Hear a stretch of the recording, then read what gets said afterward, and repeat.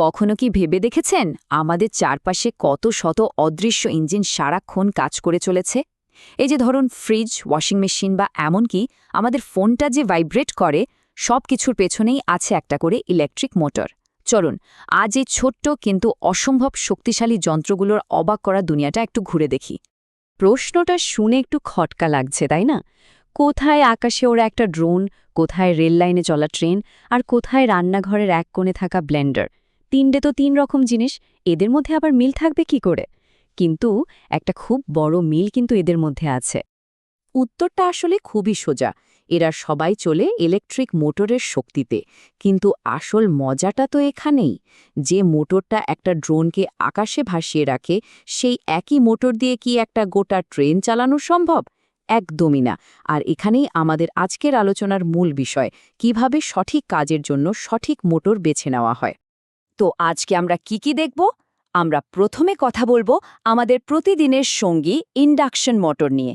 তারপর দেখব কিভাবে সিনক্রোনাস আর স্টেপার মোটরের সাহায্যে একদম কাঁটায় কাঁটায় নিখুঁত কাজ করা হয়।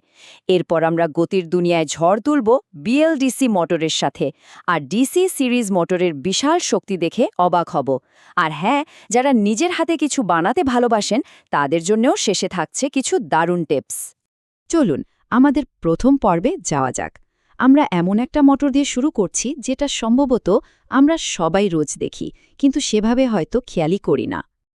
ইন্ডাকশন মোটরকে এমনি এমনি মোটরের রাজা বলা হয় না। এর কারণ হল এর গঠনটা খুবই সহজ আর অসম্ভব মজবুত। ভেতরে ব্রাশের মতো কোনো অংশ নেই যা সহজে ক্ষয় হয়ে যায়। এর মানে কি? এর মানে হল ঠিকঠাক রাখলে এটা আক্ষরিক অর্থে সারা জীবন চলতে পারে। দেখুন, এর সবচেয়ে বড় সুবিধা হলো এর সিম্পল ডিজাইন আর খুব কম রক্ষণাবেক্ষণের প্রয়োজন। কিন্তু একটা দুর্বলতাও আছে, এর স্পিড বা গতি সহজে কন্ট্রোল করা যায় না। এই কারণেই তো বাড়ির পাখা, জলের পাম্প বা ওয়াশিং মেশিনের মতো যন্ত্রে এটা একেবারে পারফেক্ট, কারণ ওগুলোতে তো শুধু অন বা অফ করারই দরকার পড়ে, তাই না? কিন্তু সব কাজে তো আর শুধু অন অফ করলেই হয় না। কিছু কিছু ক্ষেত্রে দরকার হয় একেবারে মিলি সেকেন্ডের নিখুঁত নিয়ন্ত্রণ। চলুন এবার সেই স্পেশাল মোটরগুলোর সঙ্গে পরিচিত হওয়া যাক। একটা উদাহরণ দিলেই ব্যাপারটা পরিষ্কার হয়ে যাবে। ধরুন একটা কারখানায় লাইনের উপর দিয়ে বোতল যাচ্ছে আর তাতে পানীয় ভরা হচ্ছে। সেখানে যদি একটা ইন্ডাকশন মোটর লাগানো হয়, তাহলে কি হবে? লোড একটু কম বেশি হলেই এর গতিও বদলে যাবে। ফলে বোতল ঠিক সময় নজলের নিচে আসবে না, আর পানীয় সব এদিক ওদিক পড়ে নষ্ট হবে। একটা বিশৃঙ্খলা তৈরি হবে। এখানেই দরকার সিনক্রোনাস মোটরের। এর গতি একদম স্থির, কাঁটায় কাঁটায় এক থাকে। ফলে প্রতিটা বোতল ঠিক সময়ে ঠিক জায়গায় পৌঁছায়। এবার আসা যাক আর এক ধরনের নিখুঁত মোটরের কথায়, স্টেপর মোটর। এর খাসিয়তটা আরও মজার। এটা একটানা ঘোরে না, বরং নির্দিষ্ট ধাপে বা স্টেপে ঘোরে। ব্যাপারটা অনেকটা এরকম যে এটা দৌড়ায় না, বরং প্রত্যেকটা পা মেপে মেপে ফেলে। দেখুন এটা কিভাবে কাজ করে। প্রথমে এটা একটা নির্দেশ বা ইনস্ট্রাকশন পায়। সেই অনুযায়ী রোটারটা ঠিক একটা নির্দিষ্ট অ্যাঙ্গেলে, যেমন ধরুন 1.8 ডিগ্রিতে ঘোরে। তারপর তারপর ওখানেই শক্ত হয়ে দাঁড়িয়ে থাকে যতক্ষণ না পরের নির্দেশ আসছে। এই অসাধারণ নিয়ন্ত্রণের জন্যই তো ঘড়ির কাঁটা বা ছোটখাটো রোবটের মতো সূক্ষ্ম যন্ত্রে এটা ব্যবহার করা হয়। নিখুঁত নিয়ন্ত্রণ তো বোঝা গেল, কিন্তু যদি গতির দরকার হয়, মানে প্রচণ্ড গতির, চলুন এবার মোটরের দুনিয়ার স্পিড স্টারদের সাথে দেখা করা যাক। শুধু একবার গতির পার্থক্যটা দেখুন। একটা ইউনিভার্সাল মোটর যেখানে প্রতি মিনিটে প্রায় 18,000 বার ঘুরতে পারে, সেখানে একটা বিএলডিসি মোটর প্রতি মিনিটে 1,00,000 বার পর্যন্ত ঘুরতে পারে। ভাবা যায়? এটা শুধু দ্বিগুণ বা তিনগুণ নয়, প্রায় 5 গুণেরও বেশি। ইউনিভার্সাল মোটর কিন্তু এসি বা ডিসি দুরকম কারেন্টেই চলতে পারে।